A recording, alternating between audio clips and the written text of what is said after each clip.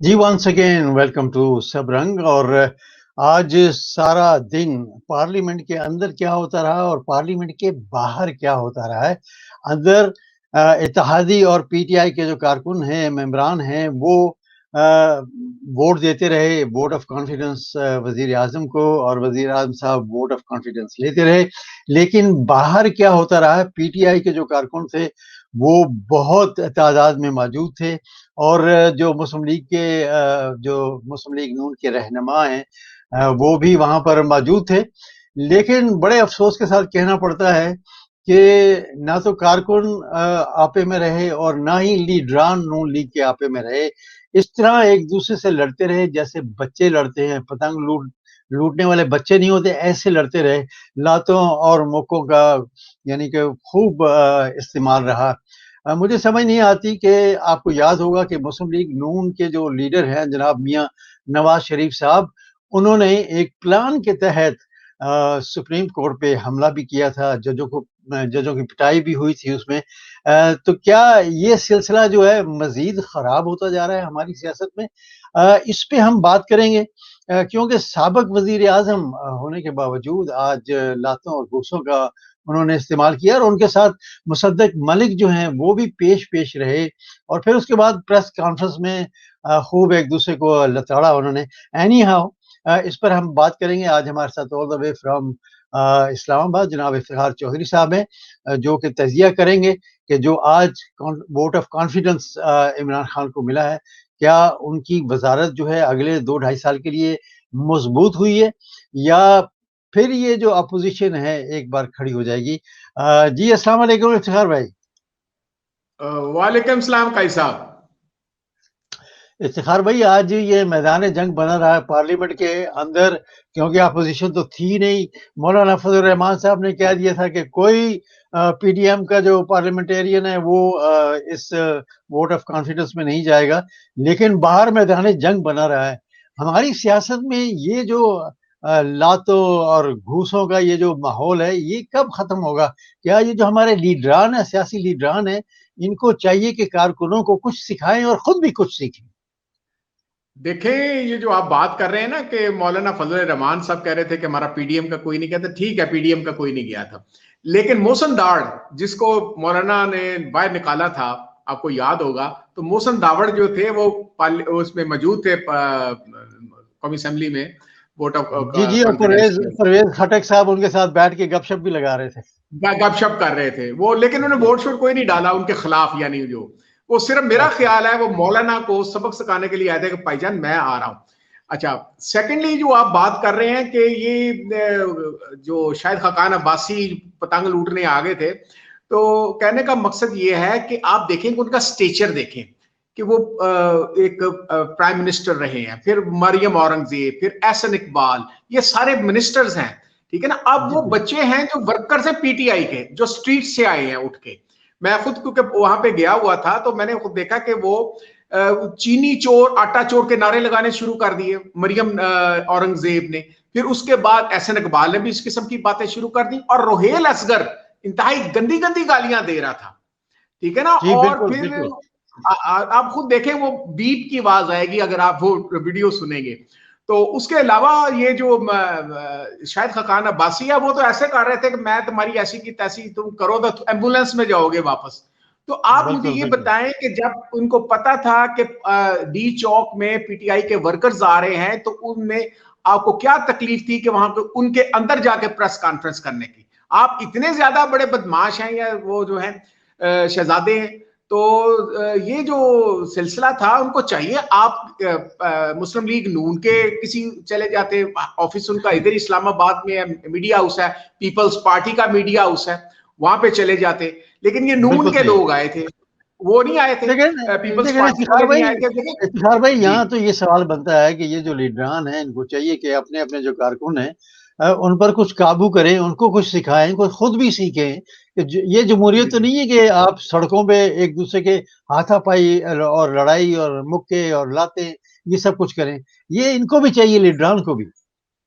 जी बिल्कुल, मैं इसको अप्रूव नहीं करता। आप देखें एहसन इकबाल को जो जूता पड़ा है, तो वो जो बोल रहा था वो जाहिर है कि मतलब जूते, अभी क्योंकि इसमें जफर हलाली से जो बात हो रही, जफर हलाली ये कह रहा है कि वो तो जूते से ज्यादा डिजर्व करते थे, कि जो उन्होंने पार्लियामेंट का बेड़ा गर्क कर दिया और पैसों के हवाले से जितनी करप्शन जो है, नोटों के, जो इमरान रो रहा था पहले दिन से कि भाई इन्होंने खा पी जाना है, इन्होंने खरीदने हैं लोग। और वो आप देखें कि पीटीआई के मेंबर जो है दो निकले, और भी कराची के जो है फहीम और जमील जो है, वो मान रहे हैं कि हाँ यार हम उधर गए थे। अब एक और भी हमारे पास एक इंफॉर्मेशन है, वो बल्कि वो किसी को कहा गया उसने कि भाई तुमने उधर आकर इमरान खान के लिए अदम एतमाद के वोट में आपने इमरान को सपोर्ट किया है। तो वो जो क्वेश्चन करने वाला था उसने ये कहा कि भाईजान हमने पैसे यूसुफ रजा गिलानी के को मतलब जिताने के लिए पकड़े थे, अदम एतमाद का हमारा जो है इमरान खान को एतमाद का वोट जाना, तो उसके तो नहीं हमने पकड़े थे पैसे। तो सही है। ये अच्छा एक किस्म इफ्तिखार का भाई, इलेक्शन कमीशन जो है। जी जी जी इफ्तिखार भाई, आप क्या समझते हैं कि ये वोट ऑफ कॉन्फिडेंस जो मिला है इमरान खान साहब को, साफ जाहिर है अपोजिशन तो वहां पर मौजूद नहीं थी, जी जी। लेकिन आप क्या समझते हैं कि अगले 2-2.5 साल जो हैं वो मजबूत वजीर आजम रहेंगे, या फिर कल देखिए कोई और मैं एक आपको बात बताऊं, बड़ी अहम बात है ये, हमारे जो नाजरीन सुन रहे हैं। देखिए इमरान खान को अब चेंज होना पड़ेगा, आपको इनको डिलीवर करना पड़ेगा। अपोजिशन के पास अगर मेंबर्स होते तो आज वो कौमी असेंबली के अंदर बैठे होते, ठीक है ना, वो सही। उनको ये चांस मिला हुआ था। और वो अदम एतमाद के ऊपर, क्योंकि आपको याद होगा कि जब इनके जलसे फेल हो रहे थे तो बाद में वो कह रहे थे हम अदम एतमाद करेंगे, बिलावल कह रहा था, याद होगा ना, जब इस्तीफा देने जाएंगे, फिर इस्तीफा भी खत्म हो गया, वो ठंड लगी थी, वो इनको इस्तीफे को रख दिया, फिर दोबारा उन्होंने अनाउंस किया। फिर अब 26 मार्च का, अब मुझे बताएं कि 26 मार्च को ये लॉन्ग मार्च जो करने जा रहे हैं, या जो अभी तक उन्होंने कैंसिल नहीं किया, तो मुझे बताएं कि वो उसकी क्या उसकी हैसियत रह जाएगी। इमरान खान ने एक मास्टर स्ट्रोक खेला है, ठीक है ना। हालांकि एक दिन पहले डीजीआईएसआई और जनरल बाजवा उनको मुलाकात की थी और उन्होंने यही मुलाकात कहा हुई कि थी, आपको जी जी। जरूरत नहीं है, आपके 174 वोट आए हुए हैं दूसरी सीट में फौजिया अरशद वाली में, तो आपको क्या जरूरत है। तो उसको फिर उन्होंने कहा कि नहीं मैंने लेने हैं। तो 178 जो है वोट जो है, और एक वोट वो भी था उसका जो उसने फैसल वाडा का, वो इस्तीफा दे दिया, और जो स्पीकर नेशनल असेंबली है वो भी 180 हो जाते। तो सही है। कहने का मकसद ये कि लेकिन इस सब चीजों के बावजूद इमरान खान को अगर डिलीवर नहीं करेगा अवाम के लिए, ये आटों के हवाले से, ये माफिया हुकूमत कर रहे हैं अभी तक 2.5 साल से, जो इमरान खान उनको काउंटर करने में लगा हुआ है। और माफिया किसमें है, ब्यूरोक्रेसी के अंदर बैठे हुए हैं, और ये जो आपके पटवारी और थानेदार खास तौर पे ये बैठे हुए हैं, और जिनकी सपोर्ट कर रहे हैं ये 35 साल से जो हुकूमतें करते आ रहे हैं दोनों, जरदारी ग्रुप और नवाज शरीफ ग्रुप। तो इनको इमरान अगर डिलीवर नहीं करेगा, और इसके लिए मैंने आपको कहा है कि इनको नथ डालनी पड़ेगी, ब्यूरोक्रेसी की सफाई करनी पड़ेगी, थाना लेवल कल्चर खत्म करना पड़ेगा। और ये जो महंगाई होती है, आपको पता है कि ये मसनूई तरीके से महंगाई करते हैं। और अंडे जो कभी सोचा आपने कि 220 रुपए तक जाएं, आटा कभी सोचा 100 से ऊपर जाएं। ये जहांगीर तरीन की वो बनाई थी कमेटी, फिर वो आईपीपीस की कमेटी बनाई थी, लेकिन इमरान के पास इतनी ज्यादा वो नहीं है, स्ट्रेंथ थी उसकी। लेकिन अब जो 178 जो उसने वोट ले लिए हैं, कम से कम उसको 1 साल है उसको डिलीवर करने के लिए। अगर वो 1 साल में वो डिलीवर ना कर सका तो वो इमरान पीटीआई हमेशा के लिए वैनिश हो जाएगी। अब ये आपने देखा होगा कि इलेक्शन कमीशन पर भी बात की है पहली दफा। अब इलेक्शन कमीशन अच्छा, जो है, मैं उसी तरफ आ रहा था, इफ्तिखार भाई, कि जी इलेक्शन जी कमीशन को भी आज उन्होंने नसीहत की है कि जो हमारे सिक्योरिटी के अदारे हैं, एजेंसीज हैं, उनसे ब्रीफिंग जी जी। लें और उनको उनसे पता करें कि कहाँ-कहाँ और किस-किस ने कितना-कितना पैसा चलाया है। तो आपका क्या जी जी। ख्याल है कि इलेक्शन कमीशन इस पे कोई एक्शन लेगा? देखें, इलेक्शन कमीशन पूरी तरह उसको हक हासिल है कि वो इंटेलिजेंस एजेंसी से ले सकता है। अब इसका क्या मतलब हुआ, इसके दो मायने निकलते हैं। एक तो ये कि आईएसआई जो जिनसे लेना चाहिए उसको, क्योंकि एमआई तो प्योरली मिलिट्री ऑर्गेनाइजेशन है इंटेलिजेंस के हवाले से, तो हुँ, आईएसआई जो है वो उनसे पूछा जा सकता है कि भाईजान आप बताएं कि किन किन लोगों ने पैसे लिए। इसका क्या मकसद हुआ कि आईएसआई या जो सीक्रेट एजेंसी है हमारी, वो उसको उनको पता है कि किस किस शख्स ने क्या कितने कितने पैसे लिए हुए हैं। तो ये जो उनके साथ एविडेंस निकल सकती है, इमरान को भी पता है कि किस किसने पैसे लिए। जो पिछली जो फिल्में निकली थी वो भी कहा यही जाता है ना कि एजेंसीज जो हैं उन्होंने उनको मॉनिटर कर रहे थे और आपको नोटों की थदियां नजर आ रही थी।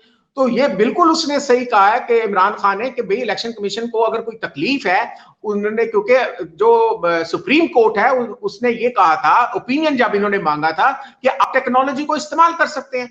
अब इन्होंने ये कहा कि टेक्नोलॉजी के लिए हम अगले इलेक्शन को वेट करेंगे और ये तो बड़ा फेयर इलेक्शन है। तो इमरान के तो यही अल्फाज थे कौमी असेंबली के अंदर कि भाई अगर ये फेयर इलेक्शन है तो बुरा इलेक्शन क्या होता है।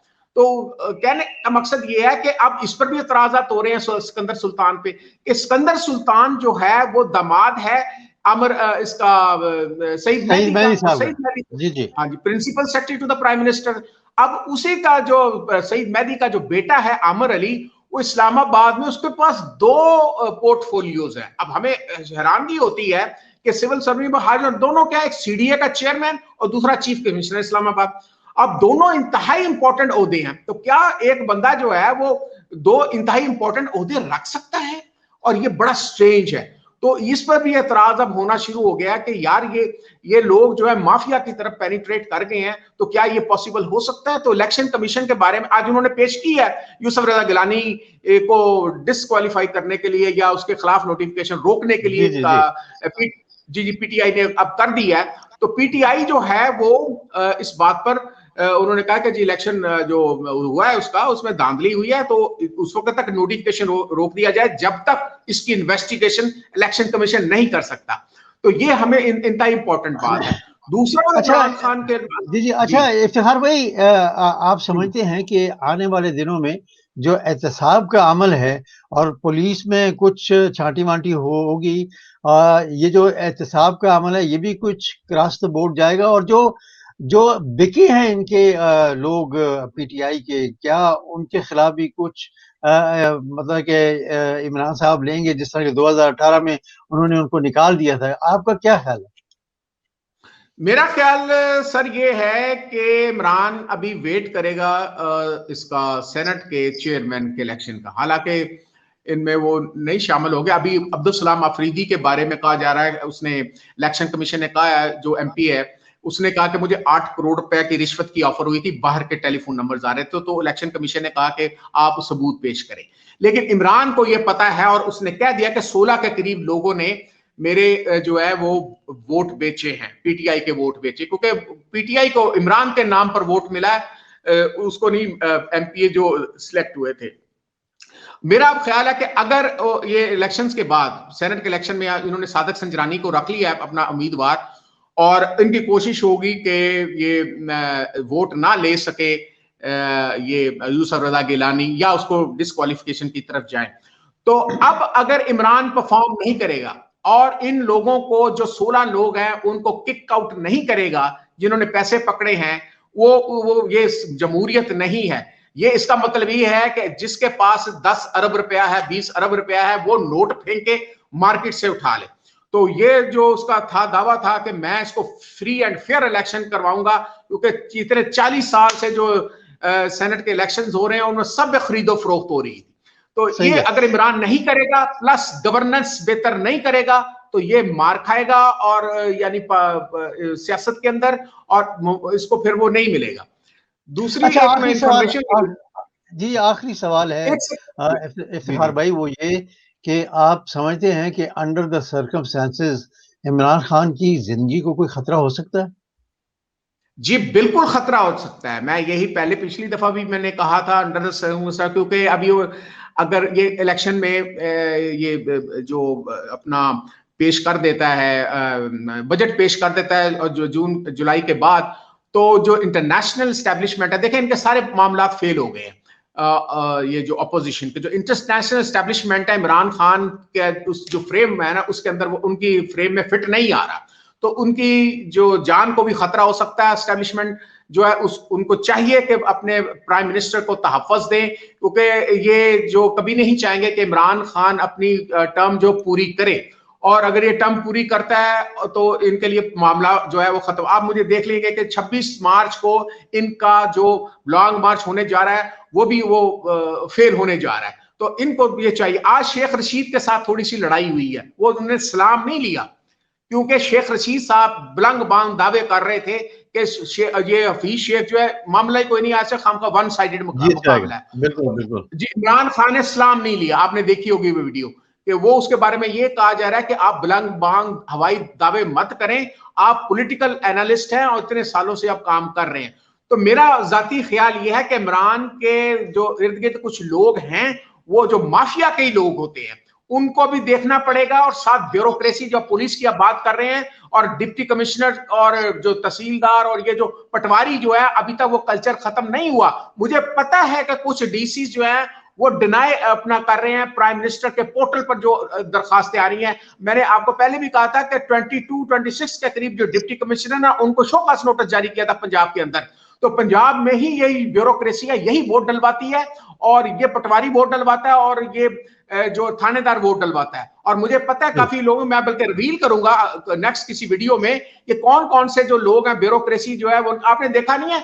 जब वो वोट डालने आता था, शहबाज शरीफ आता था तो उठ के सलाम करते थे, ठीक है ना। बिल्कुल और बिल्कुल जब वो ऐसी आते थे, और जब इमरान खान जो प्राइम मिनिस्टर उनका आता था तो उनको लिफ्ट नहीं करवाया जाता था। तो ये किस चीज की गमाजी है? हाँ, तो ये इन चीजों को इमरान को तवज्जो देने पड़ेगी, हम इन सब ब्यूरोक्रेसी के ऊपर, पुलिस के ऊपर, down to the level of patwari and SHO, और साथ साथ उसको अपना गवर्नेंस बेहतर करेंगे करना चाहिए। और इन लोगों को, जो 16 लोग हैं, उनका सफाया करना चाहिए। और अगर वो पार्लियामेंट, मैं आज भी कहता हूं कि इमरान खान अगर वो असेंबली तोड़ देता है आफ्टर ये इसके बजट के, तो वो दोबारा अगर जाता है तो मसला कहां पे होगा? पंजाब के अंदर मरियम नवाज और हमजा शहबाज जो उनकी आपस में लड़ाई शुरू हो जाएगी वोटों के ऊपर। आपने देखा नहीं, बिलावल कहता है मैं पंजाब पर पहले काबू करूंगा, जो जबकि जवेद लतीफ एमएनए कहता है कि नो, हम अदम एतमाद पे काम करने के लिए तैयार नहीं है पंजाब के अंदर। तो इसका मतलब क्या हुआ कि जो डिवाइड होगी मुस्लिम लीग के आपस में, तो उसका अल्टीमेट फायदा पीटीआई को होगा। जी कैसा? सही है। बहुत बहुत शुक्रिया इफ्तिखार भाई, थैंक यू वेरी मच। और इंशाल्लाह आइंदा भी किसी प्रोग्राम में आपसे मुलाकात होगी। और जबरदस्त तजिया आपने किया है आज के दिन के हवाले से, बहुत बहुत शुक्रिया आपका, thank you very much. Welcome sir, Allah हाफिज। जी, यही था आज का प्रोग्राम। और मुझे तो हैरत होती है कि इतने एक सतह पर जाने के बाद एक शख्स, यानी मैं बात कर रहा हूँ साबिक वजीर आजम मुसद्दक मलिक और रोहेल असगर जो हैं, इन जैसे नाम जो हैं वो इस तरह मैदान में आज लड़ रहे थे जैसे बच्चे पतंगे जो हैं वो लूटते होते हैं किसी ज़माने में। मैंने भी देखा है पाकिस्तान में कि वो किस तरह लूटते हैं। तो आज मैं तो हैरान हो गया था कि लातें और घूसे और जनाब क्या-क्या कुछ नहीं हो रहा था, मैदान जंग बना हुआ था। हमारे ये जो लीडरान हैं, सियासतदान हैं, इनको चाहिए कि अपने कारकुनों को कुछ सिखाएँ, कुछ तालीम दें। और सबसे बड़ी बात है, अगर कारकुनों को तालीम देनी है तो सबसे पहले जो लीडरान हैं, उनको चाहिए कि वो तालीम हासिल करें कि जमहूरियत होती क्या है, अवाम की खिदमत क्या होती है, मुल्क की जो बदनामी है उससे बचने के लिए क्या करना चाहिए। ये तमाम जो चीज़ें हैं, इनको मद्देनज़र रखते हुए हमारे तमाम सियासतदानों को कुछ होश की नाख़न लेने चाहिए। और जो मतलब कि इस किस्म की जो चीज़ें हैं वो नहीं होनी चाहिए, क्योंकि इससे बदनामी होती है अपने मुल्क की भी। अगले प्रोग्राम तक इजाज़त दीजिएगा। अल्लाह हाफ़िज़।